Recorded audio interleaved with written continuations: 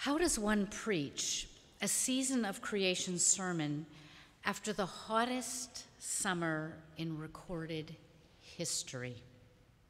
How does one preach a season of creation sermon when creation is burning up, when we can still feel the acrid smoke in our throats, when despair for our future is so easy? How does one preach a season of creation sermon when one knows that the effects of this creational collapse will be felt more deeply by people who are Black, Indigenous, and people of color than for those who are privileged and white? And how does one preach a sermon like this in a way that offers hope and perhaps even thanksgiving? To be frank, I struggled with how to preach a message of hope when hope seems in such short supply. And then I began to listen. Every autumn they show up in the chaplain's office, in the counseling center, the women who have come to university and for the first time have escaped physical or sexual abuse in their homes or churches. For some, this is the first time they feel safe enough to tell their stories. Especially for others, especially those, I'm sad to say, from Christian backgrounds, this is the first time they found someone who will listen to them, who will hear their stories of pain, who will enable them to find healing. For these women, or maybe I should say girls, these girls have told their stories to their mothers, to their church leaders, and nothing has been done to stop the abuse. Nothing has been done to protect them. Nothing has been done to restrain the violence of their abuser.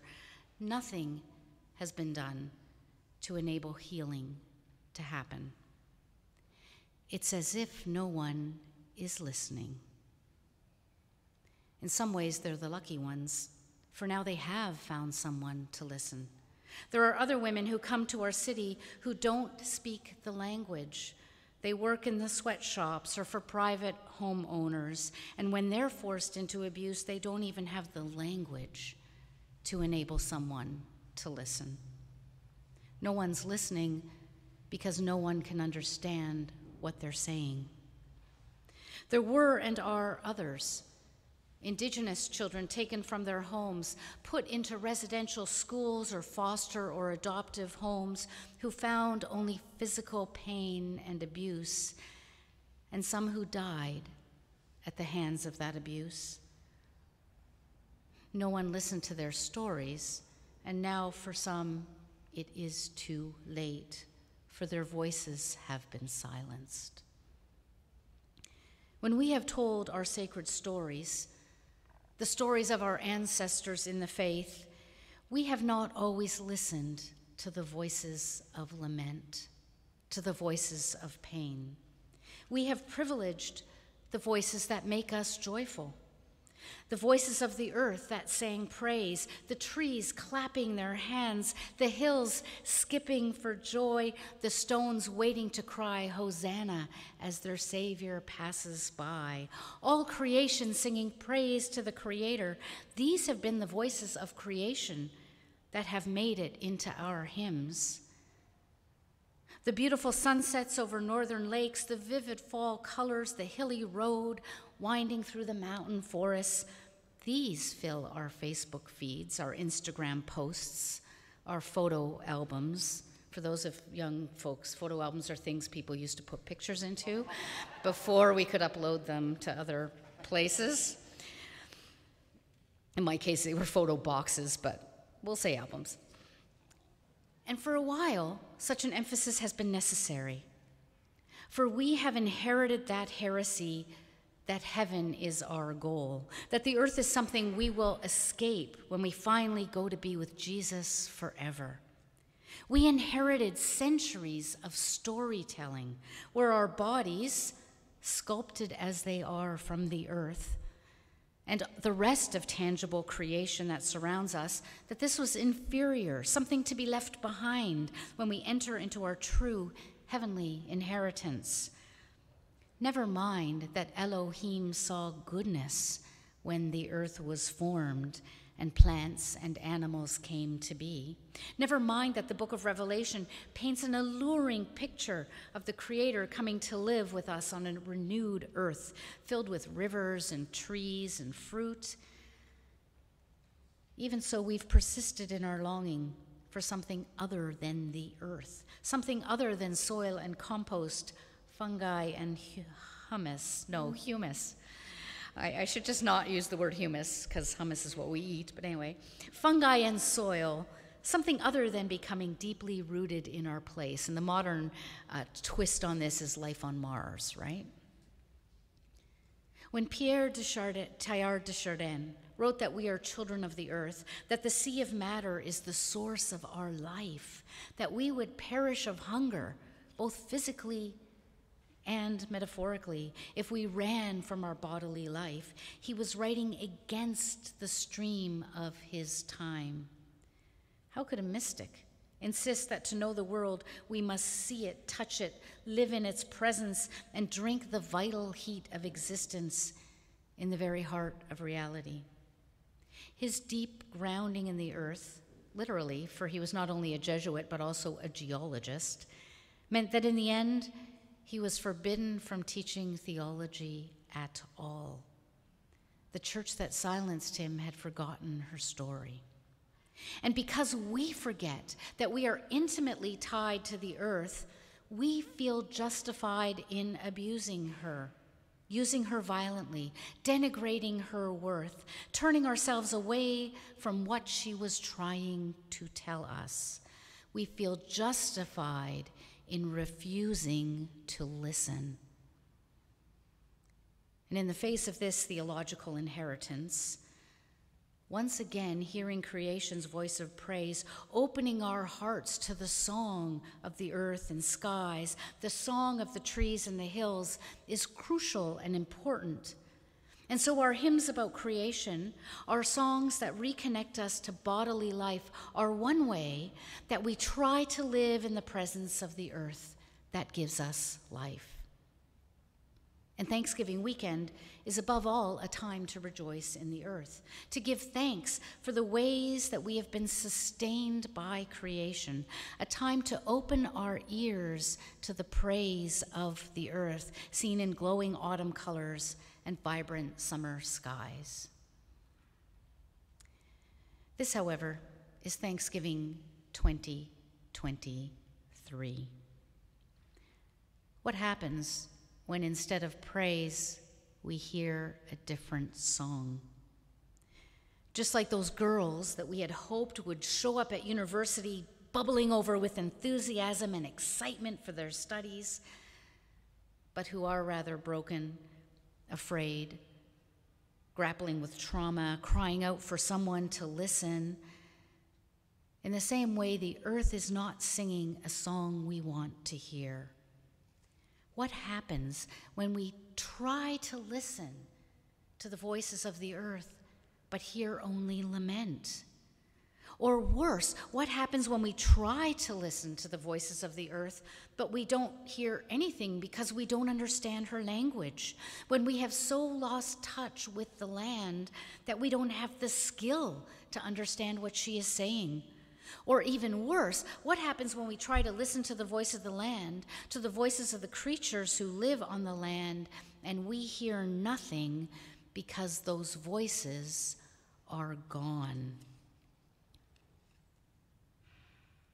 These are the questions that face communities across Canada trying to celebrate Thanksgiving amongst charred forests and the ashes of their home.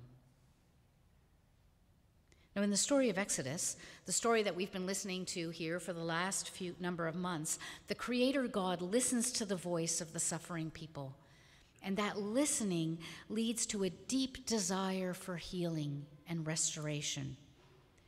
But it isn't just the people. You might remember that Creator also listened to the land, to the voice of the earth, and so allowed the earth full rain to make its pain known in toxic water, deathly air, fierce storms, destructive insects.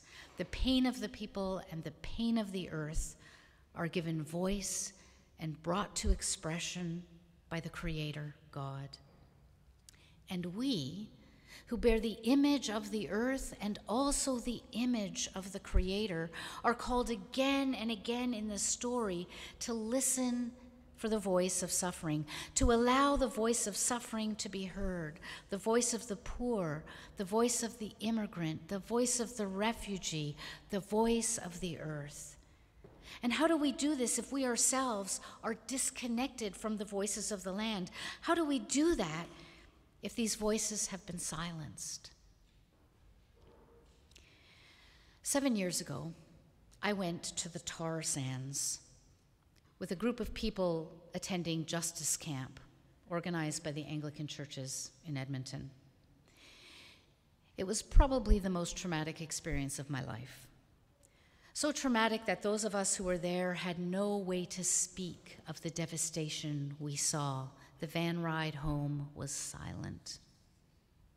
I mean, just imagine leaving this building, going up to the top of the Park Plaza or the condo next to us, and looking south to the lake.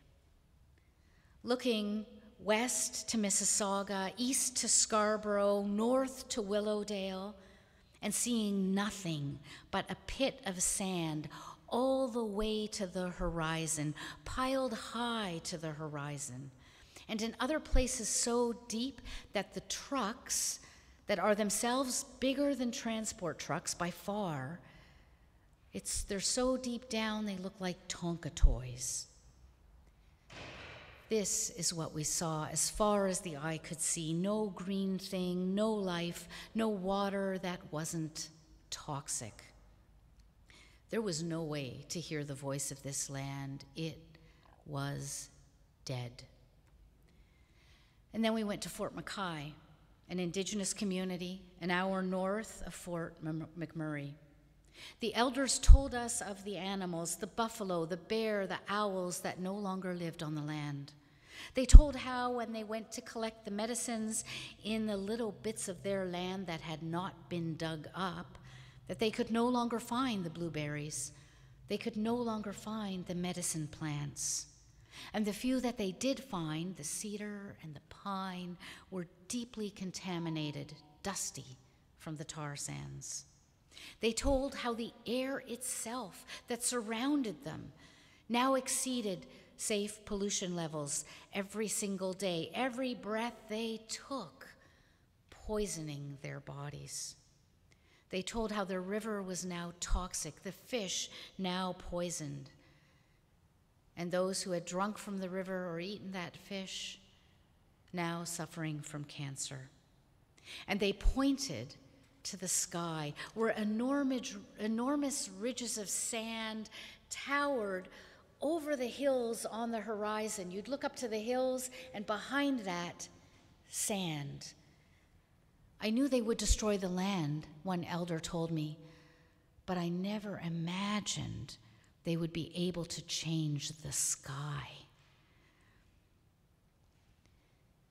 This trip taught me that this is how we listen to the voices that have been silenced. We listen to the voices of those who knew the land. We listen to the voices of those who can tell us what has been lost. We listen to the voices of those who lived so deeply on the land that they know what the land was telling us. But simply listening is not enough.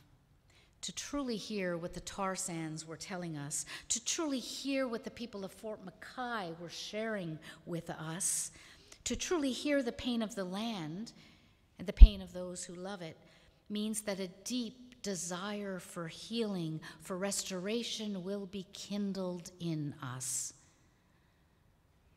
And the good news is that we don't have to look far to find people who have that deep desire. We don't have to look far to find people who realize that we need to stop our assault on the earth, that our thirst for oil and gas makes necessary. We are surrounded by groups working on the need to transition to clean energy and clean electricity. The good news is that I know people across the country switching to heat pumps to heat and cool their homes as they work towards net zero. And our diocese, the Anglican Diocese of Toronto, has committed to making this move to net zero in all of our churches. The good news is that when I went to Montreal to speak a few weeks ago, every single person who gave me a ride had a hybrid car. I was amazed. Oh, another Prius, and another Prius, and another Prius. They just kept on coming. The good news is that solar panels have plummeted in price and risen in popularity, so that using solar power for energy, as we do in our home, is no longer unique. The good news is that our elected officials are hearing from more and more people like you and me, demanding that Canada stop producing oil and gas. The good news is that people increasingly, and especially in Europe, young people are refusing to travel by plane at all.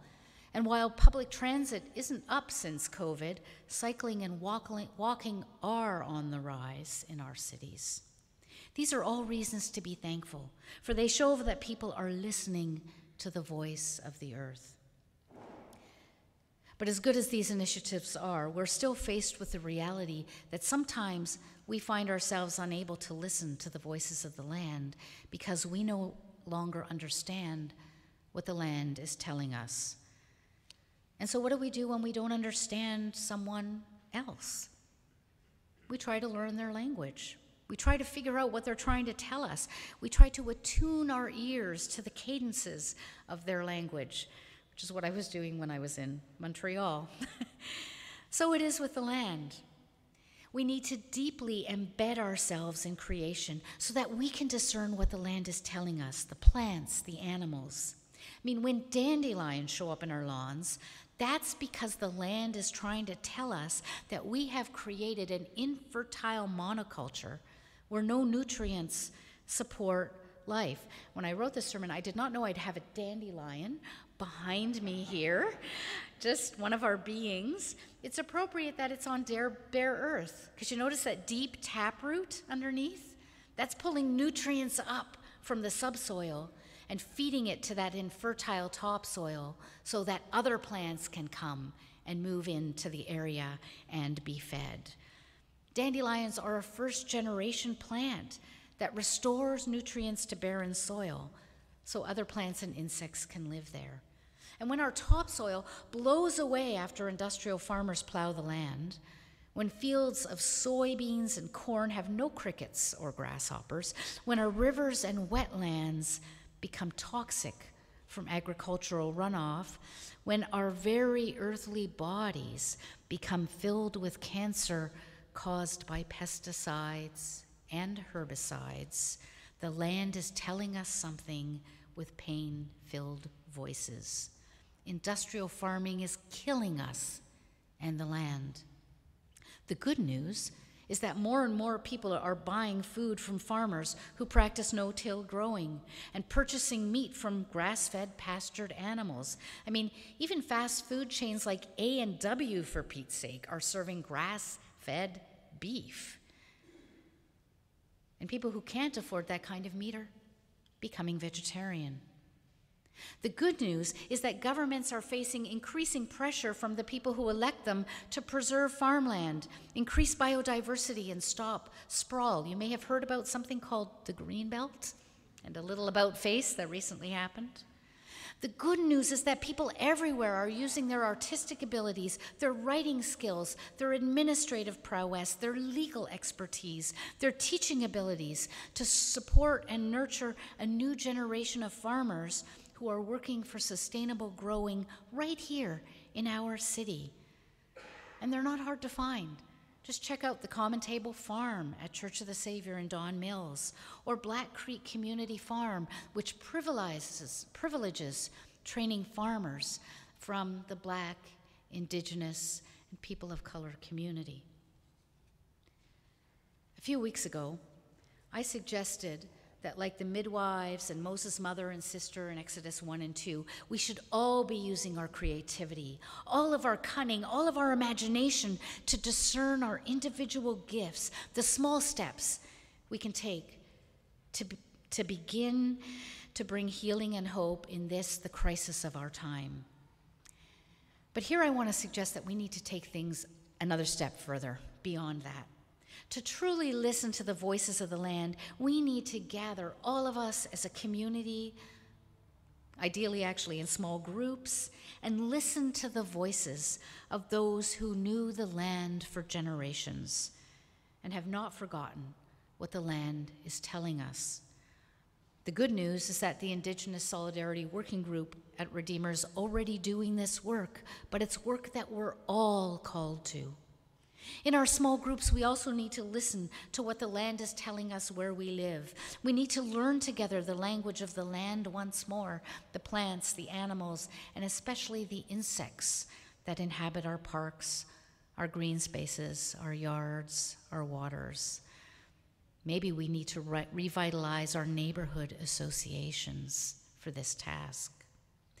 And these small groups need to help us to discern, help us all to discern where our gifts can be most helpfully used for the healing and restoration of the earth, so that we can show that we've not only listened, but heard what the land is telling us. And isn't that what the Christian community is for? To help us discern how our gifts meet the most pressing challenges of our day. Perhaps we need to take the old Bible study model and turn it into an earth study, for this is the crisis of our time that all of our energy should be directed to. Of course, I personally think a good Bible study will be a vital part of nourishing and healing and restoring the earth, but I'm just a little bit geeky that way, so there will be groups who don't do that. We do this listening work not by ourselves, but together. For we too are earth creatures, created from the soil. And when we work together with the voices of the earth, then perhaps the stories of pain can continue to be turned into songs of joy. And then, perhaps, we'll be able to raise our voices in thanksgiving with all of creation once again, and with the Creator who makes all things new. Amen.